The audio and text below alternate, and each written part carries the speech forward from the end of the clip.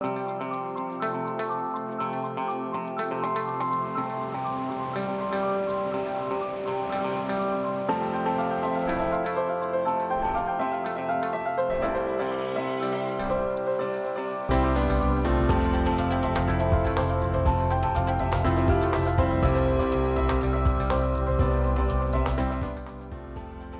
afternoon. Thanks for joining us Across the Fence. I'm Fran Stoddard.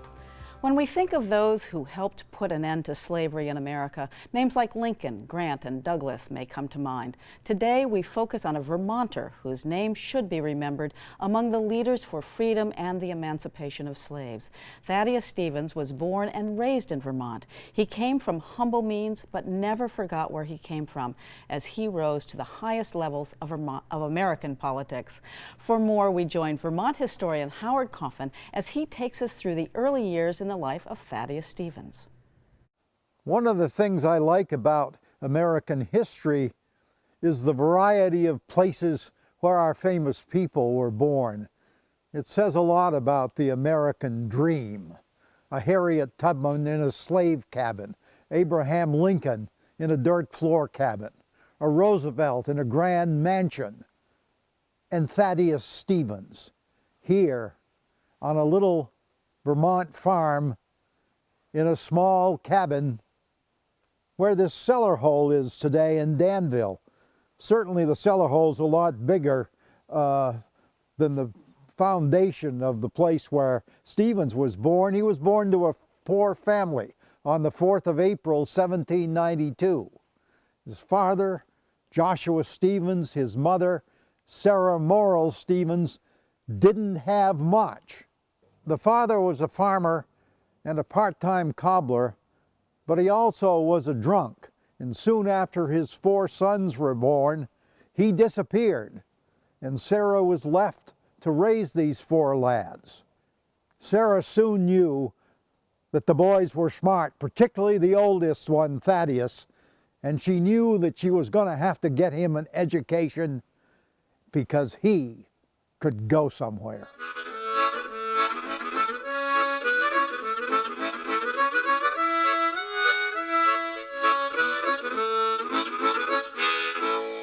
When Thaddeus was about 10 years old, his mother Sarah sold the farm in Danville and moved to Peacham so the son could get a fine education.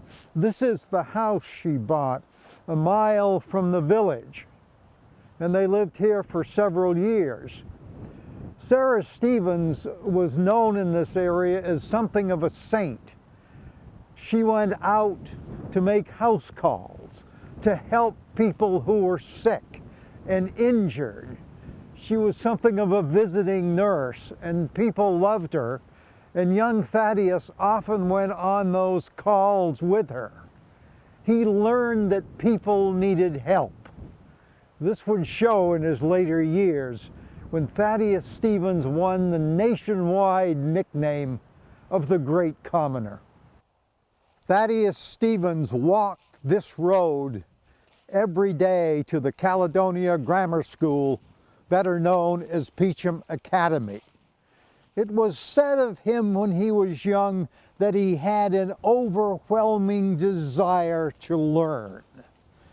He had a clubbed foot, and it was a chore for him to make this walk. And when he reached school, he was kidded about his bad foot, but he persisted and became the star pupil of the school. These stones mark the site of the building where Thaddeus Stevens went to school in Peacham. He learned a lot of mathematics, literature, a little religion, and a lot of Latin. It prepared him well for college, UVM in Dartmouth. He also learned about the importance of education to people. And when he gets to Pennsylvania and gets involved in local and state politics, he becomes a powerful advocate for public education, for free education for all.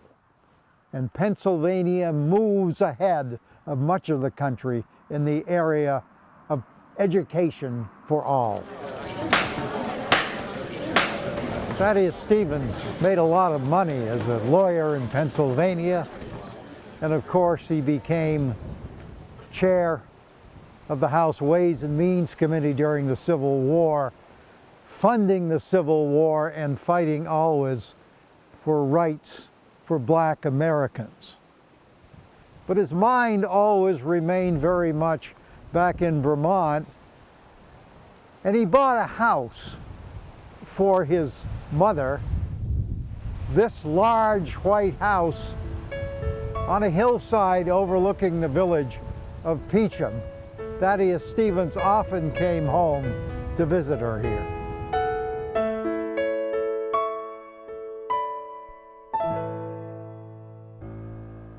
Sarah Stevens died in 1854 here in Peacham.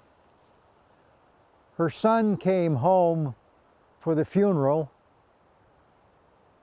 and stood by the grave as she was buried in this plot that he had bought for her. He erected the stone and paid for perpetual care in the cemetery. Thaddeus Stevens lived another 13 years, and in those years he became a leader with Lincoln in the fight to abolish slavery.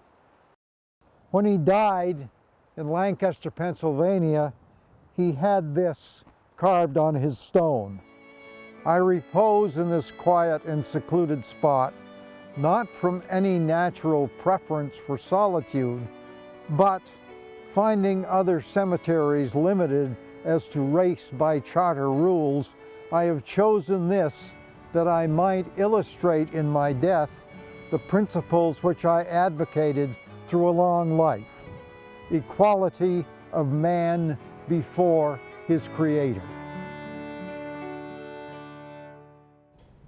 Thanks to Across the Fence associate producer Keith Silva for working with Howard to put this beautiful story together. And Howard is now joining me in the studio. It's great to have you here. And I love that he chose to be buried in an African American graveyard, which had to be separated at that time from white graveyards. Absolutely. He was a champion, an American champion of human freedom.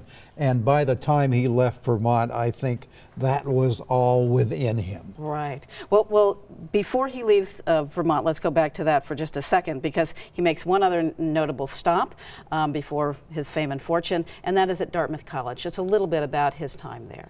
Yes, he was one of the best students at Dartmouth, but his time there wasn't awfully happy. The big Dartmouth building, Dartmouth Hall, he roomed on the top floor of that. I look at it now and I always think of him. But his goal at Dartmouth, his treasured goal, was to become a member of Phi Beta Kappa. But he never was admitted. And it had something to do, I think, with elitism. He was a poor lad, didn't have any spending money, and he never got in there, and it embittered him. But he did become a lawyer, and yes. So how did he become a lawyer and move to Pennsylvania? He goes to Pennsylvania because a friend says there's opportunity down there, and he goes down there and quickly ends up in Gettysburg. It's almost prophetic, you know, and learns by reading law, you know, and quickly becomes the most successful lawyer in Gettysburg and then in Lancaster, a bigger town, and he makes a lot of money. And he wants to make a tremendous amount of money, so he invests in iron furnaces. That doesn't go so well. Yeah, right. But he was elected into the United States Congress in 1848. What sort of politician was he? I mean, clearly successful on some things, so-so on business. He's a brilliant politician. At one time he was an anti-Mason. At one time he was a Whig. By the way, anti-Masonry was really hot over around Danville, where he's born, of course. And he was in the Pennsylvania legislature, and then he's in the Congress, and he rises right to the top in both places. He was, in Congress, the most powerful single member of Congress during the Civil War. Wow. And what was his relationship with Abraham Lincoln? It was difficult. They were both after the same end. They wanted human freedom. They wanted to end slavery. but they had different ideas about how to get there, and Stevens was a radical Republican. Lincoln may have been secretly, but he covered it up. He had to keep the border states on the Union side, so he went slower than Stevens wanted him to. But I think he was a good ally for Lincoln, because Lincoln could point to Stevens, who was pushing, and say, you know, there's the radicals over there, I'm the moderate. I'm the moderate. So, yeah, I think that they made a good team, but they really didn't like each other very much. Interesting. So besides being a firebrand and the anti-slavery advocate, what impact did he have on the Union Army? He had a major impact on the Union Army because as head of Ways and Means, he was key to the funding of the Union armies. He borrowed money, he instituted new taxes. We won the war with more resources than the South, and he was a real prime cause of that. Fantastic. And what are the major things that we should remember when we think Thaddeus Stevens? What do we want to remember? You want to remember human freedom, but you want to remember the 13th Amendment that outlaws slavery, and you want to remember that he made a magnificent try to impeach Andrew Johnson, who deserved impeachment, because he was tearing apart the Reconstruction that Lincoln had envisioned, and he was doing ill to the newly freed slaves. Stevens hated that, stood up to it, and he almost got it, just missed. He was dying when he was leading the impeachment fight, but he made a mighty try. Right, and Reconstruction was kind of so-so. Well, yes, it fell apart without Lincoln's guidance, and after Stevens was gone from the earth, a great man. And do people in Vermont realize his significance, that he's from here? And what Vermont might have given him very quickly, just in the... I think it's coming slowly. By the way, the Confederates destroyed his iron furnace west of Gettysburg just before the battle. The name of it is Caledonia, named for Caledonia County. Okay. Howard Coffin, thank you so much for your contribution to our history and for being here today. Nice to be here, Fran. And thank you for joining us across the fence.